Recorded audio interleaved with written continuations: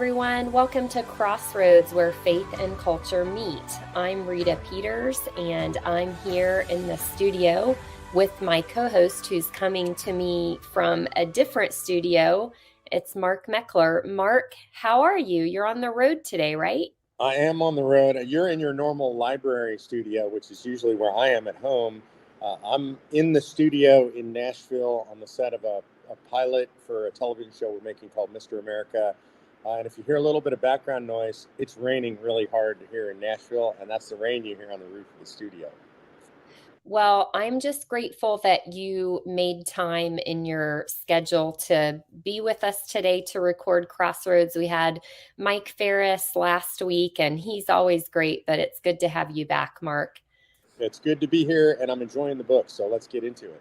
All right. Well, for those of you who are joining us for the first time today in this series, we're currently doing a series of episodes on the topic of social justice. We're basing it off a great new book that I encourage you to pick up. You can get it on Amazon.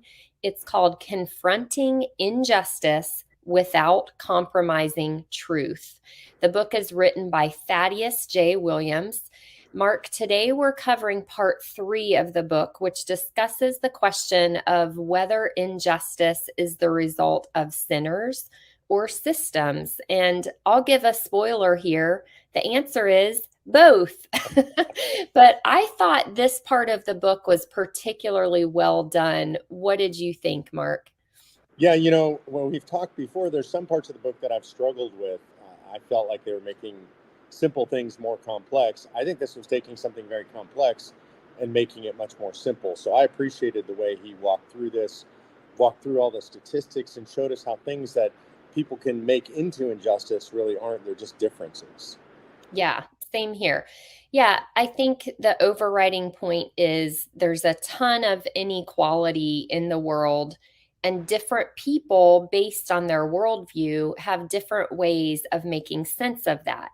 Some people swing way to the side of individual responsibility. And he gave an example in the opening of this part of Hindus who believe that their circumstances in life are a direct result of karma and how well they did in their past life on earth. But the trend in our culture today is the opposite of thinking that we are where we are because of personal responsibility, right? Yep. Yeah, look, and that karma example actually really hit home for me, Rita. Many years ago, decades ago, I spent about a month in India, and I was traveling around with a guide, and I was very enamored by the concept of karma. Like, because we think in the West of karma is what goes around comes around, right? But we think of it in our own lifetime. You do a bad thing, you get bad stuff in return. What Hmm. he explained to me was, well, karma is a system that allows people not to care about other people, because you can look at the poor person suffering on the street, the homeless person, and think, well, they must have been really bad in their previous life. And Yeah. so he didn't really like the idea of karma in this sort of cyclical reincarnation sense. And what it does is actually removes the responsibility from the individual for their own actions or their own circumstances in this life completely. And I agree with that. I mean, that's ridiculous. On the other side, there are always circumstances in people's lives. So it's not 100% individual responsibility or the other way. Yeah. Absolutely. And I would have to say, for me personally, I tend more toward that side of thinking that where people are is a result of, their personal choices, the responsibility they've taken or not taken. Yeah. But, and I can tend too far in that direction. But I think the overall trend in our culture today is toward the other side, which is injustice is everywhere, and people who aren't doing so well, it's because they're a victim of injustice. Is Yeah, so it's that a counterculture of personal responsibility. It's a culture that says if you're not achieving what somebody else is achieving, there's some form of injustice or discrimination or wrong that has to be righted. And there's literally no sense of personal responsibility. That's the way our culture is going right now. Yeah. Yeah. And, Williams points out in the book that the Bible has a category for systemic injustice. I thought that this was really interesting. He quotes from Psalm 94:20, which says, "Can wicked rulers be allied with you, those who frame injustice by statute?" And Mark, I think that is a great description of what systemic injustice actually is. It's when injustice is framed or enshrined by a law, a statute, an official policy. And we do see that. We have certainly seen that in the past. But, Mark, how much systemic injustice do you think there is today in America or in the world? Yeah, I would say not much in the USA. I think the USA absolutely participated in systemic injustice. And another word for injustice, by the way, he describes it as it's just sin, right? When we take things that are sinful, like murder, and I would Mhm. argue in the United States, we have some of this where murder is ensconced in the law in the form of abortion laws that allow abortion. That's murder, and that's a system of murder. So that's systemic injustice. Most of the injustice in this country, I'd argue, the discrimination. We had slavery, obviously, that was systemic injustice. We had Jim Crow laws. We had redlining on mortgages. All of this stuff was systemic injustice. And they were all sins, also. And so, Yes. but we had ensconced them in law. I think in the United States, mostly, not only there, we do not have systemic injustice, mostly those things are now against the law. So I think we've done a pretty good job. But around the world, I would say there's still tons of systemic injustice. Mhm. There is incredible racial discrimination encoded into societies. You have the untouchables in India still. The caste system has been ruled to be illegal, but it's still widely socially enforced in India. That is systemic injustice. There's slavery pretty much all over Africa. People don't know about this. People don't talk about it. There's black on black slavery all over Africa. There's slavery still in the Middle East, even in places where it's illegal. So there's a lot of systemic injustice around the world right now. Yeah, I would totally agree with that assessment. Now, according to Williams, the reason social justice B folks, as he calls them, believe there is so much systemic injustice in America today is really based on one key logical fallacy. They equate disparity with discrimination, or in other words, they equate differences in people's, circumstances with disparity. And I really think he hits the nail on the head here. Yeah, this is really an interesting thing. And you and I, as lawyers, know this in a legal context by a particular term, which is disparate impact. And Yes. so courts have, and this is going away now, but courts have said in the past, well, look, if you show that Hispanics do less well than whites in a particular area, that's a disparate impact, and that shows discrimination. And that's the Mhm. idea that they're saying. So, in other words, and I'm going to do one of the more radical ones that we know out there, men are some, he gives the stat, I don't remember what it was, but as far as in the mason trades, bricklaying and the like, men are like 95% of masons versus 5% are women. And that's disparate impact. You look at that, and so people who believe in this disparate impact or disparity theory would say, well, that's discrimination. Clearly women are being discriminated against. They're not allowed to be masons. The reality is most women don't want to haul stone around for a living. And Nope. mostly it's guys that want to do it. And by the way, we've got masons in my family. It's really rough work. I don't recommend it as a guy or a woman. It's super hard, dirty, brutal work. Hey, we're going to come back to this topic a little bit later, Mark, because this is a big pet peeve of mine. I want to talk more about it. But first, let's lay out the formula that Williams attributes to social justice B, which he says is really the reason, they go so far off base with this. So, step one, you spot an unequal outcome. Step two, you interpret that unequal outcome as evidence of a racist or sexist system. Step three, you overthrow the system. Yeah. And step four, for Christians, you frame the need to overthrow the system as a gospel issue. In Yeah. other words, if you're not doing that, you're not being a good Christian. You're not doing what God calls you to do.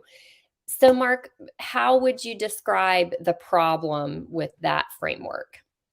I mean, well, first of all, we've got this disparity versus difference aspect of it, right? So there are all kinds of differences or quote unquote disparities that are not caused by any kind of discrimination, like the one we mentioned about Masons.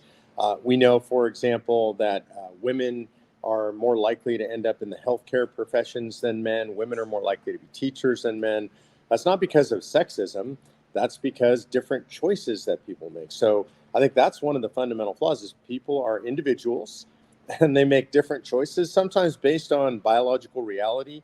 Men are stronger, generally speaking, and so being a mason makes more sense for a guy who's going to haul stones around.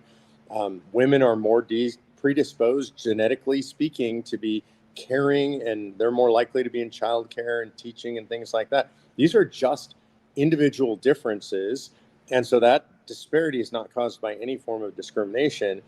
And then we're going to go tear down a system that is functioning. Like, what are we going to do? Let's use the Mason example. I love that one. So now what I'm going to do is, Rita, you're going to tell me that you want to be a lawyer, and I'm going to say, no, you have to be a Mason, because Right. right, because we need more women to be Masons. You're like, I don't want to haul around bags of cement. Too bad. We have to tear down the system, so we need at least 50% of people of Masons to be women. And then the worst part of the whole thing is when Christians try to lay theology over this. That's not righteous. That's self-righteous. And so they Mm. become self-righteous, and they try to cloak their now what I would call racial theology or disparity theology in Christianity, and that's really sinful. Yeah, totally. Now, Williams goes into some depth in this part of the book with a couple of examples, and we're going to talk about them on the program because I think it's really helpful because these are real world examples and it kind of shows you how this whole thing plays out. So, the first example is the New Jersey Turnpike. Um, Data showed that more Black drivers than white drivers were pulled over and issued speeding tickets. This organization called the Public Services Research Institute did a study to find out why. And in their final report, they used high speed cameras and a radar gun and determined that while Black drivers made up 16% of the drivers on the turnpike, they made up 25% of the speeders in the 65 miles per hour zones. But they also pointed out that in that area, the population of Black drivers was much younger than the population of white drivers. And surprise, surprise, younger drivers, Mark, are more likely to speed. So I thought that was really just enlightening. How does this example help us when we hear statistics about inequalities and the people around us just right away conclude, well, systemic injustice is the culprit here. This is about racist police officers pulling over Black drivers and not white drivers. How does this example help us think through that? What it should do is help us to be very cautious in jumping to conclusions of discrimination or racism. We should always understand that people can manipulate statistics to say anything, and that as you dig in, statistics have layers to them. So I think it's really interesting that the first thing they found out is that the Black people on the turnpike were driving faster. So you could stop there and you could jump to the conclusion, well, sorry, Black people speed more than white people, so they're getting more tickets, right? But Yeah. then they jumped into one layer below that and said, well, the Black population is much younger. And you laughed when you said it, because we all know, especially if you have teenagers, you've been around young people, Yes. you were a young person. Yes. Everybody knows that young people drive faster. Insurance rates are higher for young people. It's not Yep. about skin color. So I think the important thing to note is, a Shrek said ogres have, or the donkey said in Shrek, ogres have layers like onions. Statistics have layers like onions, right? You peel them back. What we see on the surface is generally not the whole story. And sometimes you have to go multiple layers deep. Yeah. It's kind of like the saying that when you're a hammer, everything looks like a nail. Yeah. When you're on this social justice bee quest, you tend to just spot like every problem you see, you're very quick to just label it, it's a systemic injustice, but most of the time it's not. So No, let's, and really, really important, Rita. That's actually an intentional facet, I would say, part of the theology or the liturgy hmm, of the social justice left. And the author here quotes Ibrahim X. Kendi, who's one of the leaders of this critical race theory movement, and he basically says, "Where I see disparity, not basically, these are his words in the New York Times. Where I see disparity, I see racism." End yes, of story. And that's so not nuanced. I'm a simple guy, so I'm going to say it simply. That's stupid. It's just stupid to say that, right?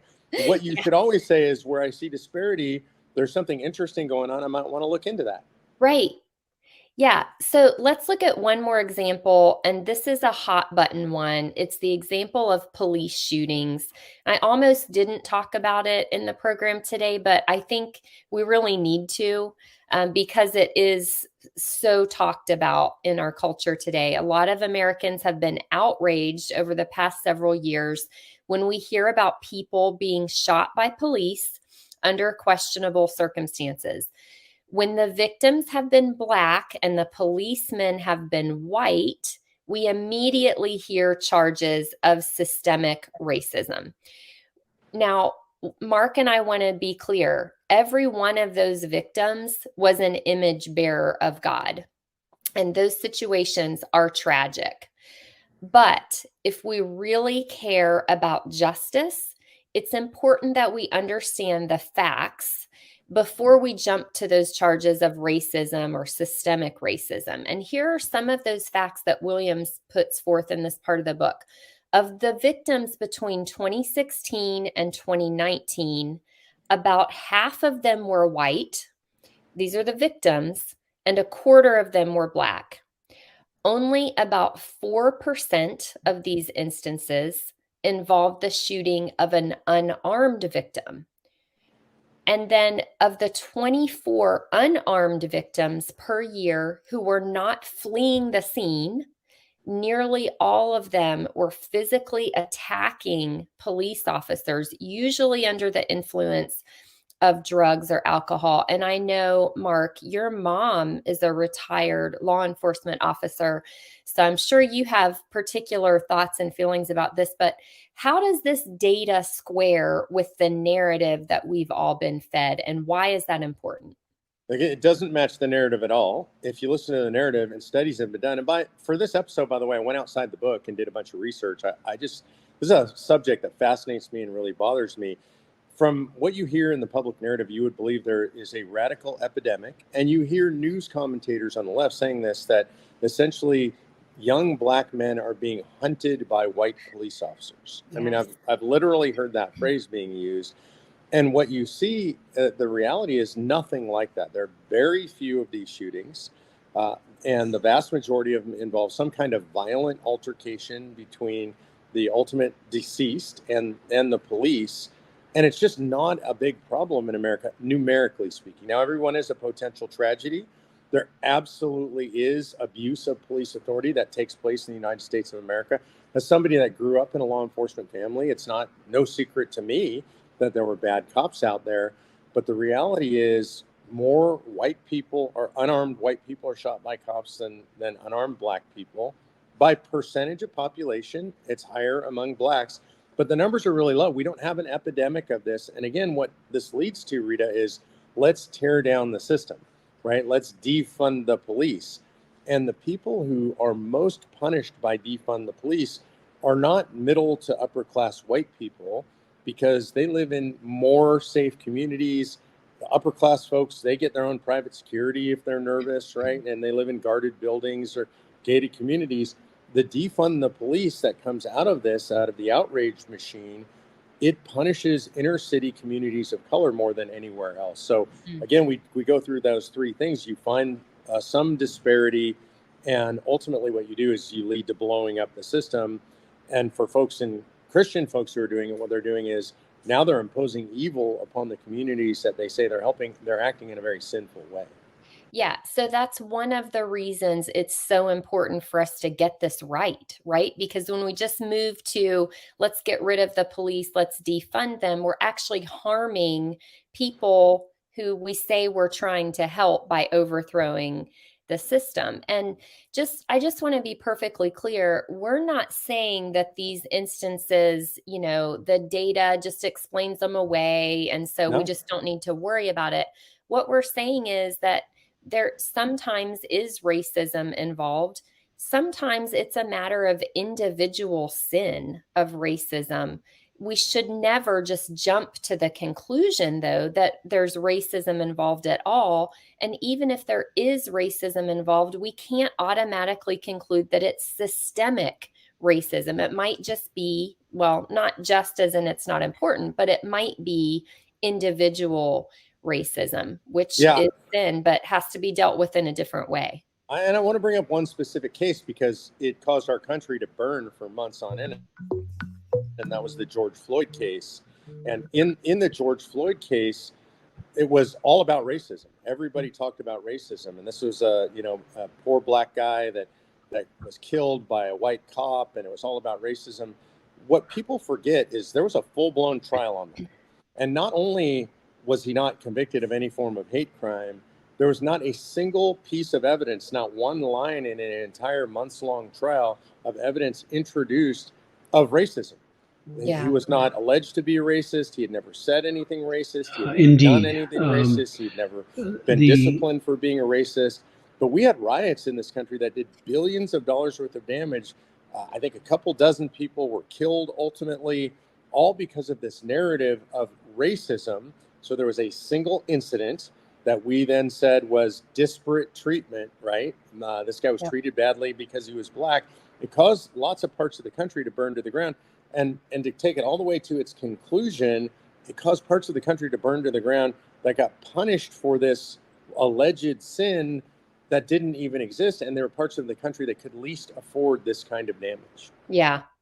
Absolutely. And I want to point out one other reason it's so important for us to get this right and to not be hasty and jumping to conclusions. And that is, think of the police officers who didn't do anything wrong, like this one that you just talked about. We are slandering those people when we start alleging racism as soon as we, hear the most basic details of what happened, but we don't really know why. We don't really know what was going on. We, as Christians in particular, need to be very careful that we're not engaging in that kind of slander. And so wrapping up this point, it's unwise to simply assume that systemic injustice or discrimination is the cause of inequalities in society. And Mark Williams lists 3 what he calls boring explanations for many of the inequalities that we see today. And I thought this was really interesting. So first, location, by that just your geography, where you live. 2, candles, your age, how old you are. We saw that with the New Jersey Turnpike example. And 3, calendars, meaning your birth month. And that one sounds kind of weird, but he talks about how I guess some sort of hockey league cuts off admission to their program at a certain date. So depending on when you were born, you have a better chance of being picked to be in this hockey league. But he goes on later to talk about what I think is the biggest, innocent or boring explanation for differences in society. And it's simply personal choices or preferences. And my favorite example of this is actually the one that you already brought up, Mark. It drives me crazy when I hear people moan about the statistics that show that fewer women are engineers than men, or firefighters, or masons, or fewer Black Americans than white Americans are becoming doctors. And the tendency in society is to just immediately jump to systemic injustice. And I always think to myself, But what if those people just don't want to do that? I don't want to lay bricks. It's too hard. So, am I crazy? But like, isn't it silly to think that every racial or gender group should make up exactly the same proportion of every profession as they do of the population as a whole? Why would anyone think that? Yeah, look, it's again being simplistic. That's just stupid. It's unbelievable that people think that. And there's all kinds of outrageous examples you could play out here. For example, the NBA, extreme majority of NBA players are black. Does that mean that I was discriminated against because I'm not an NBA player? Well, no. The truth is, I'm too short, and, I, and I couldn't have played basketball. I'm a terrible athlete anyway, but I couldn't have even if I wanted to. It has nothing to do with skin color. There's all kinds of reasons that people make individual choices. You made choices through your whole life that allowed you to become a lawyer, ultimately a mom. These are just choices that you made. A lot of what we do in our lives is result in, they're just choices that result in consequences, good and bad, in our lifetimes. And this is very biblical, right? If we are Mm. told, if we work, if we toil, then we'll reap the harvest. And if we don't, then we won't. And so these are individual personal choices. Now, not everything. People have circumstances. There are people in the world, it would be a lot harder for them to become a lawyer than it was for you and me. They come from Mhm. more difficult circumstances, family, financial, uh, where they go to school, all that stuff. But ultimately, a lot of people in those circumstances become lawyers as well. They make the choices. Right. And I love how Williams states this. He says, and I'm quoting, in a world unlike ours, with zero racism or sexism or any other evil ism, there would still be vast inequalities based on things as boring and undamning as geography, age, birthdays, birth order, shopping habits, desire to lay bricks, and so much more. End quote. So, Mark, Williams points out that when we commit ourselves to a vision of justice in which unequal outcomes are automatically assumed to be the result of injustice, the quest for justice will lead to the use of power to enforce sameness. So I want to hear your thoughts on that. He says different outcomes are the price of freedom. Yeah, so what he's pointing at is actually what's going on in the world today, which is the march towards totalitarianism. The only way to get equal outcomes for everybody, that's the definition of equity, is they want equal outcome, not equal opportunity. And the only Mhm. way to get there is to force that on people. Because what you're saying is, well, people can't be allowed to make their own choices because we know that choices lead to different outcomes. So we're going to force everybody to do the exact same thing in the exact same way at the exact same time. By the way, what I'm describing is impossible, which is why totalitarianism never works and always fails. But what you're talking about is Marxist ideology. And really, in this book, when we're talking about social justice B, their system of looking at injustice and social justice, what we're talking about is a form of Marxism. And so Mhm. ultimately, Marxism says that everybody should be equal, essentially, in outcome. It doesn't work. And by the way, it's led to the deaths of over 150 million people worldwide in its attempts at imposing this equality. Yeah. And I want to come back to this. We've already mentioned it earlier, but it's important. The reason this matters so much is that there is real injustice in the world. There are unjust policies and unjust systems. There is also a lot of sin in the hearts of people that result in injustices. But if we're spending our time trying to overthrow systems that are not actually unjust, then we're wasting time and energy that could be spent on doing battle against the real culprits. And then, Mark, we're almost out of time, but I want to get your comment on this. It occurs to me, and Williams mentions in the book, the social justice B trope that, it's almost impossible for you to succeed if you're poor or if you're a racial minority. Isn't that just hopeless and uninspiring? How is that helpful to anyone? It's not. It creates victims. Victims cannot succeed. They always see themselves as victims and oppressed. That means they're always going to need a hand up. And by the way, most of the people that are trying to impose this on society, I hate to use racial stereotypes here, but most of them are wealthy, white, educated women. It's Yes. women and men, but the majority are women. And so they're looking, I see it as looking down on these people. Oh, poor you. You can't make it. You're too oppressed. You're too much of a victim. You need me to come in and save you so that you can make it. And it shows an absolute disdain for image bearers, in my opinion. Yes. Everybody, as you described early on, made in the image of God, and it shows a disdain for that and a superiority complex on their part. I believe anybody, by the way, we're not allowed to say this anymore, but I believe anybody can lift themselves up by their bootstraps. And Mm. we know lots of stories of people who have, people of color, women, people who are oppressed minorities. Clarence Thomas on the Supreme Court comes to mind, Thomas Sowell, renowned economist. These are people who lifted themselves up out of poverty, out of racial stereotypes, out of racism, and achieved the highest levels in our American system possible. Oprah Winfrey, one of the richest people in the United States of America, comes to mind. So telling these people that they're victims, it's just a horrible thing to do to a human being. Yeah, absolutely. It's so important for us to get this right and to carry with us the biblical truth about justice, which is a positive and hopeful message. And Mark, we are out of time, but toward the end of this part of the book, Williams quotes Proverbs 18:15 through 17. I just want to quote it here as we wrap up. An intelligent heart acquires knowledge, and the ear of the wise seeks knowledge. The one who states his case first seems right until the other comes and examines him. So let that be a reminder to us. We need to be carefully examining these situations and not jumping to conclusions about systemic injustice.